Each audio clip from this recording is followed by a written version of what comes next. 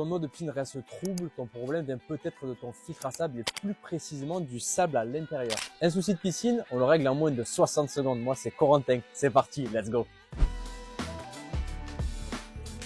Un sable usé ne filtre plus même si tout le reste fonctionne. Premier signe, ton eau reste blanchâtre, ton filtre n'arrive plus à retenir les impuretés les plus fines car logiquement ton filtre doit être colmaté. Second signe, qu'un sable ou que ton verre à l'intérieur de ton filtre à sable soit usé, tu vas avoir une montée en pression dans ton filtre à sable.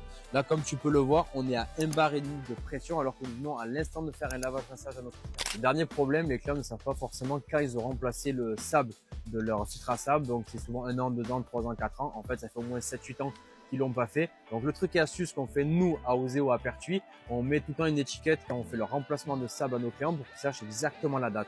Là, comme vous pouvez le voir, notre client a changé son sable le 6 juin 2022. Donc on arrive à la fin de vie du sable, donc il faut le remplacer. Le grand débat depuis 10 ans, du coup dans mon filtre à sable, je mets quoi? Du sable ou du verre? L'avantage du sable, le sable est quand même moins coûteux. Le sable est à remplacer une fois tous les 4 à 5 ans maximum.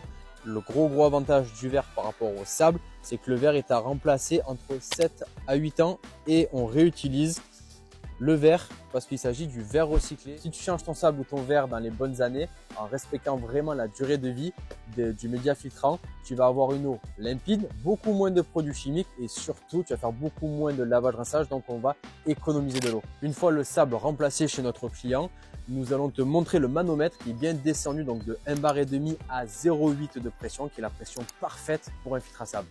On règle un souci chaque semaine, donc abonne-toi.